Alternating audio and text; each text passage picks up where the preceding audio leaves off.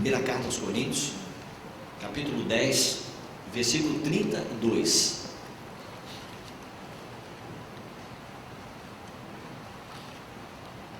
Não vos torneis causa de tropeço, nem para judeus, nem para gentios, e nem tampouco para a igreja de Deus. Esse é um versículo, tendo sido escrito por Paulo, dentro da era do Novo Testamento, da era da graça, de uma significação tremenda. Está vendo? Há uma teologia que é praticada, ensinada no meio do povo de Deus hoje, que a nação de Israel acabou, que Deus não tem mais nada a ver com Israel.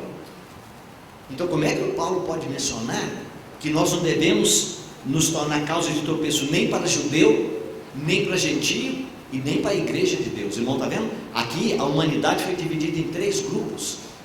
Se nós não tivermos conhecimento em um desses 3 grupos, não conseguimos entender a Bíblia. Não há maneira de você entender a Bíblia. Não há maneira de você entender certos capítulos da Bíblia. É impossível que você possa entender. Você nunca vai entender Mateus capítulo 24 e 25, porque lá fala sobre judeu, gentios e a igreja, e assim por diante. Então esse é o texto que nós vamos ler. Depois nós vamos ler mais alguns outros, à medida que nós prosseguimos. Vamos orar, irmãos? Vamos pedir ao Senhor para nos abençoar. Ó Pai, nós agradecemos a Ti. Agradecemos por aquele dia em que aprove a Ti revelar Seu Filho em nós. Quando a luz raiou em nosso espírito, quando o Senhor nos regenerou, o Senhor nos deu um novo nascimento.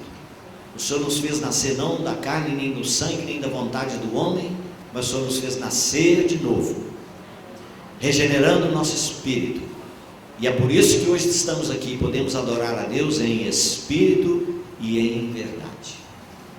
Pai, mais uma vez, quero declarar diante do Senhor dos meus irmãos, que eu creio de todo o meu coração, e pela experiência que o Senhor tem me dado, que só o Senhor é que tem as palavras de vida eterna. Nós estamos aqui, Senhor, sentados aos Teus pés. Não há um mestre entre nós a não ser o Teu Santo Espírito. Todos, Senhor, juntos, a boca que fala e os ouvidos que ouvem, estamos assentados, como Maria, aos Teus pés. Senhor, tem misericórdia de nós e fala no nosso coração. Nos conduza pela coluna de nuvem e pela coluna de fogo, pelo Espírito Santo e pela Tua palavra. Entregamos a Ti a nossa memória, entregamos a Ti, Senhor, os lugares da Tua palavra onde o Senhor nos deseja levar. Senhor, não temos algo preparado de antemão, não temos o maná que foi colhido ontem, mas estamos aqui agora clamando a Ti, Senhor, nos dê o maná de hoje, da agora, desse momento.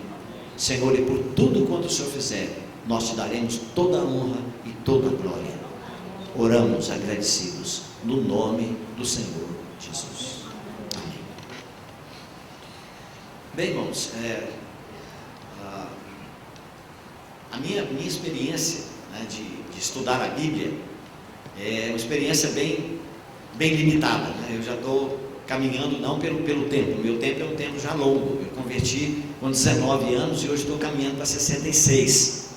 Então já tenho 40 e alguma coisa que eu estou lendo a Bíblia. E graças a Deus, pela bondade de Deus, eu comecei a estudar a Bíblia com o primeiro ano da minha conversão. Eu passei um ano fora da comunhão, eu me afastei da comunhão depois de batizado, mas depois voltei, nunca mais, o Senhor teve misericórdia, nunca mais me deixou parar. Então eu tenho lido a palavra durante esse tempo. E como sou uma pessoa que não tive nenhum preparo acadêmico, né, não estudei, sempre aprendi sozinho, né, com outros irmãos, mas não na escola, eu passei por dificuldades de estudar a Bíblia, que a maioria dos irmãos enfrenta. Então, por essa razão, eu pude aprender na palavra que há certas dificuldades na palavra que a maioria dos irmãos encontra para estudar a palavra. E, pela bondade do Senhor, eu pude aprender alguns segredos, né, para estudar a palavra de Deus e ter um conhecimento da palavra mais completo, né? Completo ninguém tem, e é soberbo aquele que diz que tem. Mas confesso para os irmãos que há determinados pontos na palavra de Deus, irmãos, se nós não conhecermos, nós não podemos ter uma interpretação, um entendimento saudável da palavra de Deus. E hoje, irmãos, pode estar certo, o que tem penetrado no meio do povo de Deus de ensinamento contaminado, que não está na Bíblia, é simplesmente assustador. Assustador.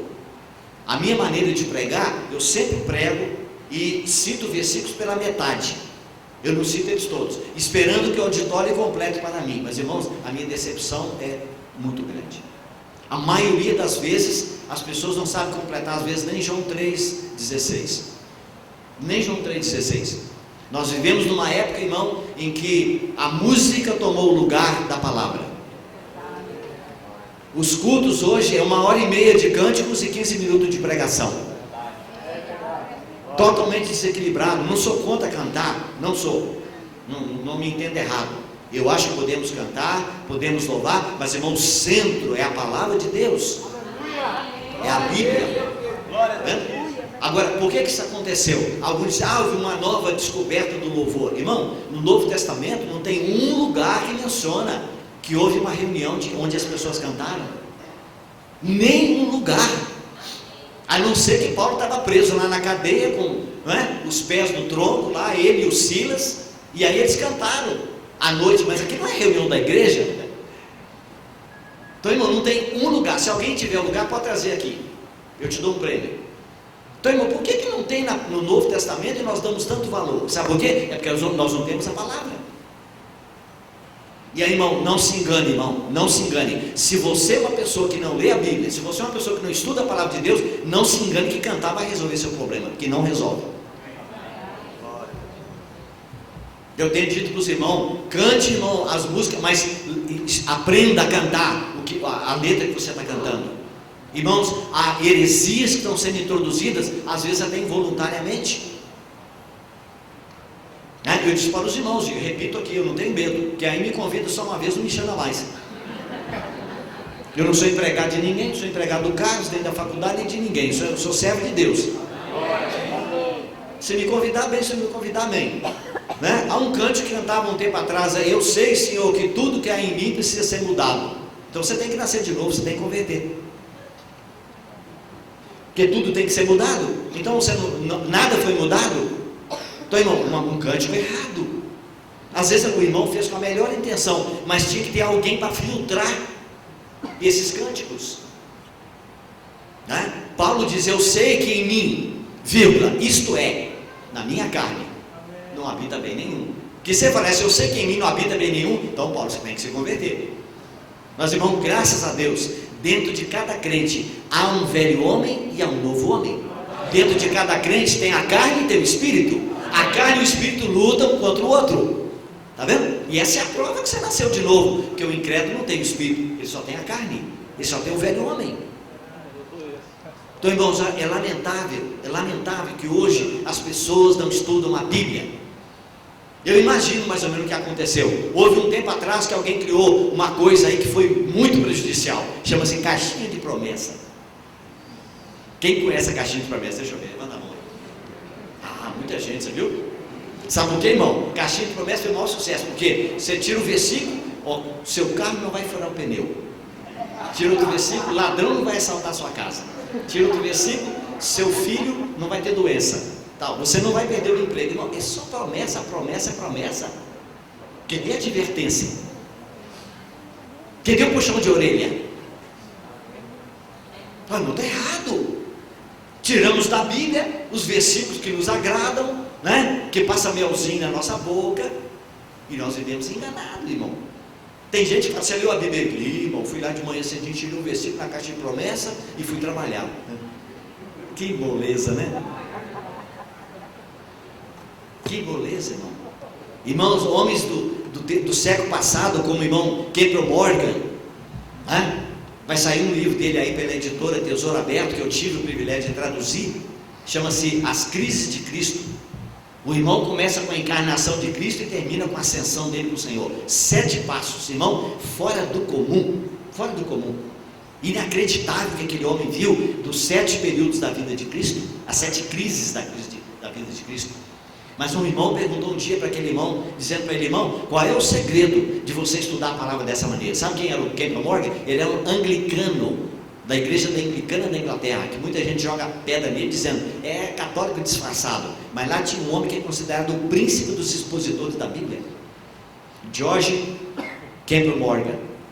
Aquele irmão respondeu: irmão, você quer saber qual é o segredo de estudar a Bíblia? É suor, mais suor e mais suor. Você está achando que ler Bíblia é só revelação direta de Deus? Não, você tem que comprar dicionário, tem que comprar comentário, tem que sentar na sua mesa, tem que ler, e tem que dar dor de cabeça às vezes, você tem que parar um pouquinho e dar uma voltinha lá fora e voltar outra vez e pregar a palavra de Deus.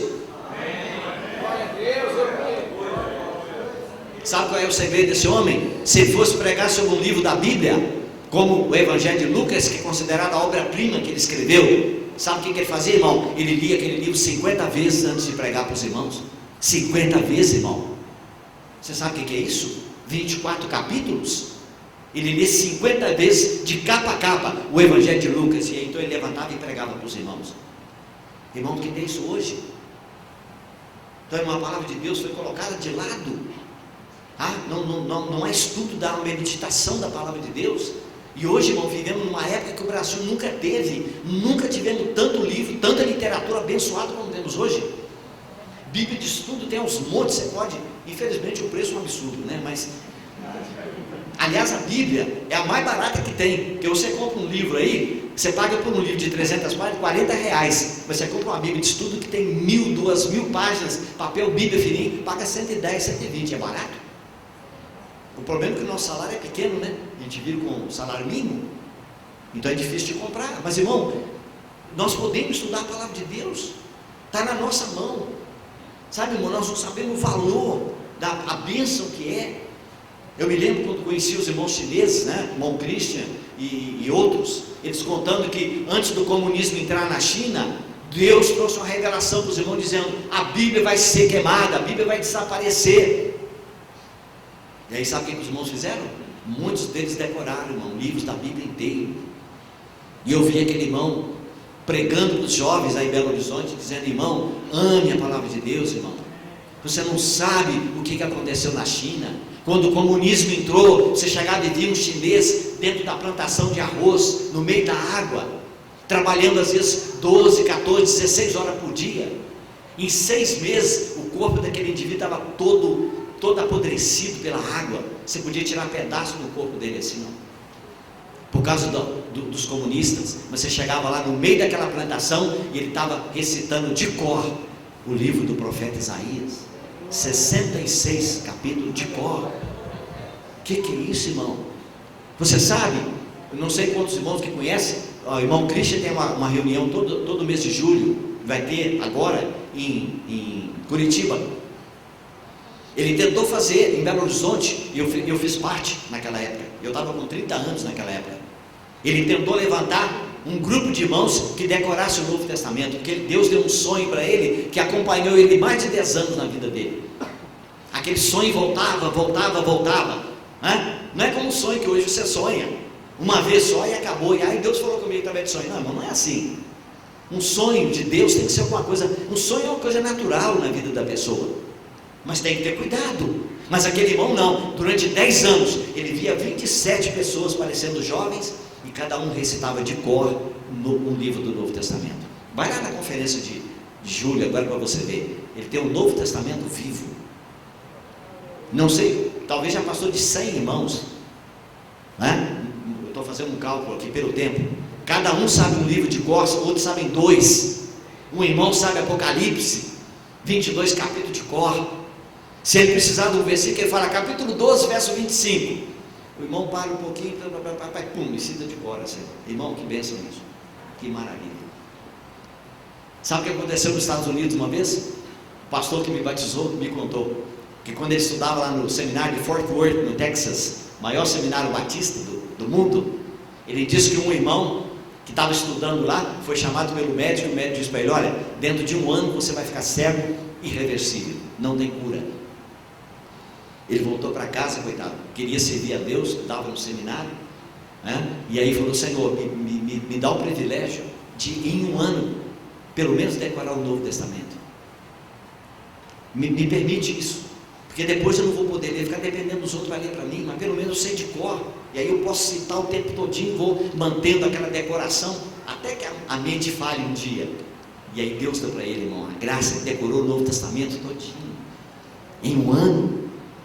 Passado um ano, ele voltou para consultar o médico. Quando ele entrou no consultório, o médico disse: puxa, rapaz, que bom que você apareceu aqui. Aí o médico disse: mas por quê, o irmão? Ele falou: nós trocamos o seu exame, quem vai ficar cego é outro.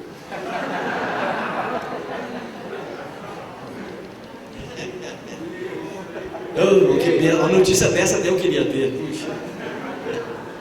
Decorou, irmão, e não perdeu a vista. Não perdeu a vista. Que maravilha. Então, irmãos, olha, o que eu vou tentar repartir com os irmãos, e adianto, né, que você tem misericórdia comigo, porque eu vou falar talvez algumas coisas que pode não ser aquilo que você crê, tá certo? Mas o meu propósito não é de questionar ninguém. Eu tenho que ser fiel àquilo que Deus me mostrou, aquilo que eu tenho visto, tá? Mas com isso não quero imprimir na cabeça de ninguém, né, no coração de ninguém. Você pode ouvir, se você achar que é do Senhor, vale a pena, você aceita, senão você coloca de lado. Vamos manter, a nossa comunhão é com o Pai e com o Filho Jesus Cristo. Não é em torno de doutrina. Se for em torno de doutrina, nós vamos criar mais umas 3.000 denominações que já tem no Brasil, né? Já passamos de 3.000 agora, né?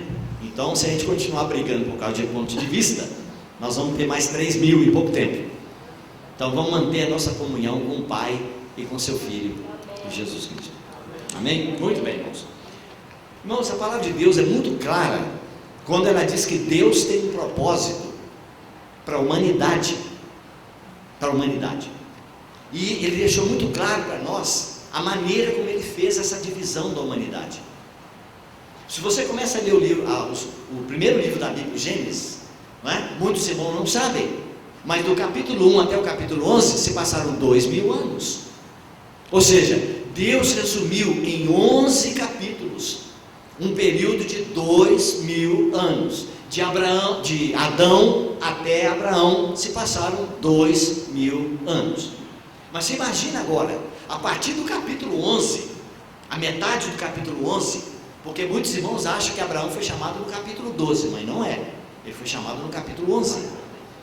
A chamada do capítulo 12 de Gênesis é a segunda chamada. Está vendo? Irmão, Abraão não obedeceu quando ele foi chamado. Ele obedeceu parcialmente. Está vendo? Mas aí, irmão, a palavra de Deus diz claramente que Deus comprimiu 2.000 anos de história em 11 capítulos. Por quê? Porque não é o propósito dele falar para nós sobre aquele período. O propósito dele, que é o que era? É a partir do capítulo 12, quando ele chamou Abraão e disse: Abraão, sai da tua terra, da tua parentela, tá? E vai para o lugar que eu te mostrarei. E a palavra de Deus diz que Abraão saiu, né, foi chamado em Ur dos Caldeus, e aí ele saiu junto com o pai dele, e junto com Ló, e aí eles foram até uma cidade chamada Harã, e ali ele parou, porque não estava obedecendo, então pararam em Harã, aí o pai dele morreu, e ele continuou com o sobrinho Ló, e irmão, a partir daquele momento, Deus está fazendo a primeira divisão na humanidade. Até o capítulo 11, na chamada de Abraão, toda a humanidade era considerada para Deus um só povo. Todos eram irmãos. A irmandade era uma irmandade por causa da origem deles, que era Adão. Não havia diferença entre um e outro. Está vendo? E aí, irmão, se você quer entender a palavra de Deus de maneira bem correta, há uma palavra que muitos não aceitam, mas ela é básica, ela é fundamental. É a palavra dispensação. Se você quer estudar a Bíblia e entender, você tem que entender que Deus determinou dentro do período chamado tempo. Ele vai dividir esse período de tempo em 7 pedaços. E esses pedaços são chamados de dispensações. O que ele vai fazer? Ele vai provar para o homem, em primeiro lugar, que o homem não pode obedecê-lo, mesmo tendo sido criado inocente. Ele criou o Adão inocente, mas o Adão não obedeceu. Não foi assim? E aí ele foi julgado, foi colocado fora do paraíso. E agora vem Caim e Abel. Você pode ler que de Caim e Abel até a Noé, Deus não deu instrução nenhuma. Você pode fazer isso, não pode fazer. Não tem nada disso. Chama-se dispensação da consciência humana. Eles fracassaram também, não foi? Caim levantou e matou Abel, depois o Lameque foi lá e matou 2, e aí veio a poligamia, e a confusão e violência sobre a terra, imoralidade, novo julgamento, dilúvio. E aí Deus agora levanta um homem chamado Noé, e aí entregou o governo na mão dele, dizendo: aquele que derramar o sangue do seu irmão, seu sangue será derramado. Lei da pena de morte. E aí o que aconteceu? Caminharam até o capítulo 11. Aí no capítulo 11 aparece um indivíduo chamado Nimrod, fundador da Babilônia. Eles vão construir uma torre, né, que toque no céu, e não vamos ser espalhados pela terra, porque Deus disse que era para povoar toda a terra. E aí Deus então desceu, confundiu a língua deles, e ali, irmão, naquele momento, Deus agora chama o Abraão. Deus chamou Abraão de uma terra de pessoas idólatras. O pai dele, de acordo com a história dos judeus, era um fabricante de ídolos. E aí Deus então chamou Abraão. E a partir daquele momento, irmãos, capítulo 11, né, mais ou menos na metade do capítulo 11, até o final da Bíblia, Deus está trabalhando com um povo agora que vai ser conhecido como o povo de Israel. Porque Abraão gerou Isaac, Isaac gerou Jacó, e através de Jacó vieram os 12 filhos, são as 12 tribos de Israel. Então, irmão, essa foi a divisão nos primeiros 4.000 anos da história do homem. De Adão até Abraão, 2.000, de Abraão até Cristo, 2.000. Agora, quando Jesus vem, o que ele fez? A palavra de Deus diz claramente: ele juntou judeu e gentio num só corpo. Vamos ver se isso está escrito na palavra de Deus. Efésios capítulo 3.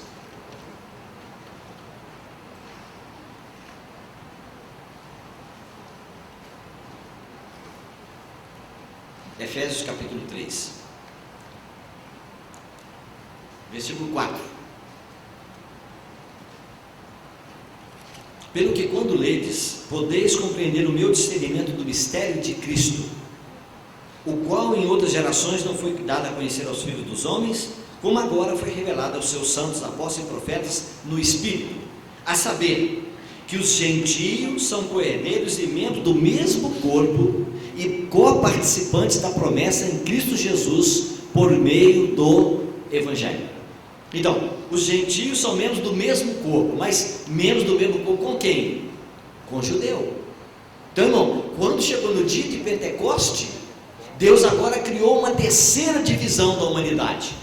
Ele pegou o judeu e o gentio que creram no Senhor Jesus e os batizou no corpo de Cristo. No dia de Pentecoste. A igreja nasceu no dia de Pentecoste. Está vendo? E aí, irmão, Deus criou agora uma terceira divisão. E aí, repare bem, o primeiro período foi de 2.000 anos. O segundo período foi de 2.000 anos. Está vendo? Quando você abre a carta que eu acredito que tenha sido Paulo que escreveu, Hebreus, ele diz lá que Deus, havendo falado aos pais pelos profetas e de muitas maneiras, a nós ele nos falou no Filho. Oi? Não, a nós ele falou no Filho, mas quando? Nestes últimos dias. Então, irmão, últimos dias tem que ser 2 pelo menos, que é plural. Está vendo? Então, irmão, por que o apóstolo Pedro, na carta dele, na segunda carta, capítulo 3, ele diz: um dia para o Senhor é como 1.000 anos, e 1.000 anos é como um dia. Irmão, nenhuma palavra da Bíblia pode não ser sem significado. Toda palavra da Bíblia tem significado. E o que Pedro queria dizer com isso, irmão? É que para Deus um dia é como 1.000 anos. Está vendo? E agora, se Deus vai falar conosco no Filho nesses últimos dias, tem que ser pelo menos mais 2. Então, irmão, tudo indica que da primeira vinda de Cristo até a segunda iam passar mais 2.000 anos. Na nossa contagem já passou, né? Isso que nós já estamos o quê? 2009. Mas ninguém sabe a contagem certa e Deus também não trabalha certinho. 2.000, não. É aproximadamente. E aí, irmão, o que acontece? Na palavra de Deus diz, quando você chega no sétimo, o que é sétimo na Bíblia? Oi? Não ouvi? Isso, obrigado. Descanso, irmão. Está vendo? Deus trabalhou 6 dias e descansou no sétimo. Agora, irmão, nós estamos vivendo uma época de ouro da história da humanidade, principalmente para nós somos cristãos. Está aí, irmão, o quadro está se fechando. Eu espero poder falar para os irmãos aí um pouquinho sobre a nação de Israel. sobre o que está acontecendo, né? Da guerra lá dos árabes com o povo de Israel, aquela briga por causa daquele lugar onde está a mesquita lá de Omar, que é o lugar onde tem que ser construído o templo. Irmão, lá tem um templo dos árabes, mas a palavra de Deus diz que o anticristo, ele vai sentar no templo de Deus. Que templo de Deus é esse? É aquele templo. Então aquela casa lá vai ter que cair e vai ter que ser construída outra, que aliás já está toda pronta. O templo de Israel, irmão, está todo prontinho, tá? Depois, se você quiser me procurar, eu te dou o nome de um site que você vai poder entrar e ver todas as peças do tabernáculo, já tudo prontinho. A mesa de ouro, o altar de ouro, o candeeiro de ouro, o altar de bronze, a mesa, a pia de bronze. Só não tem uma que não pode ser refeita, que é a Arca da Aliança. Essa não pode ser refeita, está escondida lá debaixo do templo, de acordo com os rabinos lá, irmão. Então, irmão, olha, o quadro está sendo formado, está vendo? O quadro está sendo formado para Deus concluir o que Ele está fazendo. Nós estamos no fim da história da humanidade. 6 dias de trabalho, mais um de descanso, e depois entramos no 8º, novo céu e nova terra. Então, irmão, que praza aos céus que essa interpretação seja certa, né? Eu não creio que vai demorar muito, não vai demorar muito. Olha só a situação que está hoje no mundo. Agora, irmão, onde está o equilíbrio desse entendimento da palavra de Deus? Deus começou primeiro, de capítulo 1 até capítulo 11 de Gênesis, e aí todo mundo era igual. Nós poderíamos chamar que esse foi o período dos gentios. Está vendo? A palavra gentio e a palavra nações é a mesma coisa na Bíblia. Está vendo? Você lembra de um? Deixa eu citar para você ver. Jerusalém será pisada pelos gentios até que seu número se complete. Até que os tempos dos gentios se completem. Está vendo? Irmãos, não quero que ignoreis esse mistério, que o endurecimento veio em parte sobre Israel, até que a plenitude dos gentios. Tá, irmão, eu vou mostrar todos esses versículos, irmão. São versículos que estão escondidos aqui na palavra, irmão, e que a igreja hoje perdeu de vista. E aí, irmão, nós não podemos ficar de fora, nós temos que entender. Por que que Mateus 24, Jesus diz, aprendei a parábola da figueira? Quando ele diz aprendei, é um mandamento ou não? É um mandamento. Quem que é a figueira? É a nação de Israel. Então, irmão, nós como igreja, membros do corpo de Cristo, nós temos um papel a ser cumprido hoje. Nós temos um papel. E aí, irmão, o que está sendo ensinado no meio evangélico no mundo inteiro? Que quando aconteceu o arrebatamento da igreja, o Espírito Santo será tirado da terra e acabou a era da graça. Não é verdade? Não é verdade. Porque está escrito lá no livro de Apocalipse, capítulo 7. O ancião perguntou para João, dizendo, quem são esses? E o João disse, não sei, Senhor. E aí o ancião respondeu, esses são os que vieram da grande tribulação, irmão, da época do anticristo, 3 anos e meio. E quantas são essas pessoas? Diz lá, e eu vi uma multidão que ninguém podia contar. Então, irmão, não é um grupo pequeno. Então, irmão, lamentavelmente, nós, os evangélicos, de certa maneira, sabe, nós parece que temos um certo prazer de dizer que as pessoas que vão se converter e que vão pertencer a Deus é um grupo muito pequeno, mas não é verdade. Irmão, onde é que está a sabedoria de Deus? Como é que você pode dizer que um Deus criador que criou esse universo, nós não conseguimos imaginar nem 5% de quem é Deus, a grandeza dele? Como é que com toda a sabedoria ele ia criar uma humanidade em que Satanás vai ficar com 70% dos homens criados à imagem dele e ele com 30%? Você acha que esse é o Deus que está na Bíblia? Que sabedoria é essa? Que plano é esse, irmão? Que criador é esse que cria as pessoas para serem perdidas? Não, irmão, tem coisa muito grande aqui, muito grande. E eu digo para os irmãos, lá no capítulo 7 de Apocalipse, diz que dá uma multidão que ninguém podia contar. Mas, irmão, no capítulo 9, o Espírito Santo mencionou um número lá que é muito grande. E se ele mencionou esse número que é muito grande, no capítulo 7 tem que ser maior, porque diz que ninguém pode contar. Os irmãos sabem qual é o maior número que tem no Apocalipse? Do capítulo 1 até o 22? No capítulo 9, 200 milhões. Dá para você imaginar, irmão? 200 milhões. Tá vendo? E lá diz, o número do capítulo 7, dos que vêm da grande tribulação, ninguém pode contar. Então é maior do que 200 milhões. Então, irmão, não se engane. Quando houver o arrebatamento, irmão, o Espírito Santo não será tirado da terra. Não será tirado da terra. Se você ler o final do livro de Apocalipse, capítulo 20, está escrito lá: e vi tronos, e vi as almas dos que foram degolados por causa do testemunho de Jesus e da palavra de Deus. E por que eles foram degolados? Porque não aceitaram o número da besta, nem o seu número, nem o nome, nem o sinal da besta, e foram degolados. Eu pergunto, irmão, como é que a pessoa tem condição de dar a vida pela palavra de Deus e pela palavra de Deus e pelo testemunho de Jesus e não ter o Espírito Santo? Pois nós hoje com o Espírito Santo não conseguimos dar nem uma unha com o Espírito Santo em nós, mas os outros sem Espírito Santo conseguem dar o pescoço para ser cortado. Então, irmão, como é que o Espírito Santo vai ser tirado da terra? Entendimento errado.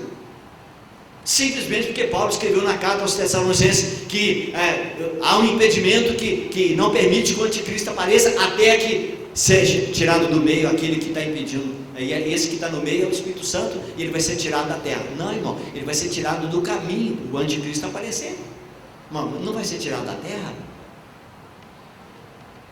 Irmão, na época da grande tribulação, de acordo com a palavra de Deus, mais do que 200 milhões vão ser salvos em 3 anos e meio. Bom, esse é o Deus que eu creio nele. Esse é o Deus que salva, irmão. Deus que salva. Irmão, a palavra de Deus, desculpa, eu estou fazendo uma miscelânea para os irmãos, porque eu não estou muito preocupado que você vai falar do irmão Deus, é um ótimo pregador. Não estou preocupado, tá? Não estou preocupado, não quero glória como pregador, estou fazendo uma miscelânea aqui, tá? Como eu disse para os irmãos, eu não tenho sermão para pregar para você, tá? Eu tenho serpé. Chega de sermão, vamos ver se a gente consegue andar um pouco sendo serpé, tá bom?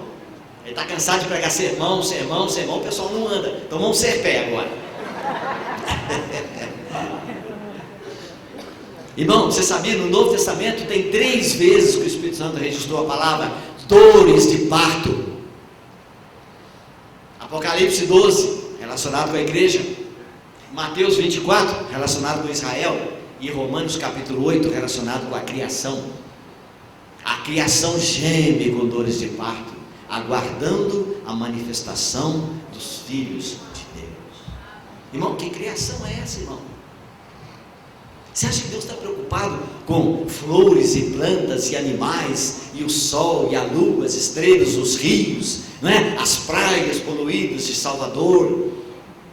Ele está preocupado, irmão? Ele está preocupado, não, mas ele está mais preocupado com o ser humano que ele criou a sua imagem e semelhança. Ou, irmão, quando você vê as notícias do Rio de Janeiro, quando você vê as notícias dos crimes, dos assassinatos, dos traficantes de droga, da prostituição, irmão, você acha que essas pessoas não sofrem? Vocês acham que eles são insensíveis? Eles foram criados à imagem e semelhança de Deus, irmão. A criação geme, irmão, com dores de parto. E quando a Bíblia diz que a criação está gemendo com dores de parto, é porque alguma coisa vai nascer, irmão. Algo vai nascer. E Isaías, irmãos, ele diz que toda a terra se encherá da glória e do conhecimento do Senhor. Mas nós estamos todo mundo querendo ir para o céu. É claro que eu quero ir para o céu, não estou falando errado não, irmão. Mas, irmão, deixa eu só te mostrar uma coisa. Você lembra a oração que Jesus nos ensinou a orar? Mateus capítulo 6. Só repita comigo, só os primeiros versículos. Pai nosso, que está nos céus, santificado seja o teu nome. Só um minutinho. Vem o quê? Você está no céu ou na terra? O reino é para vir para onde? E seja feita a tua vontade